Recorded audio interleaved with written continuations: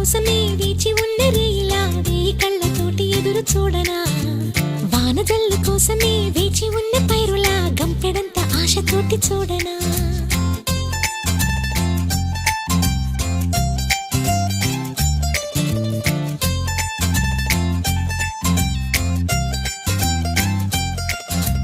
జోల పాట కోసం ఉయ్యాలలోన చంటి పాపలాగా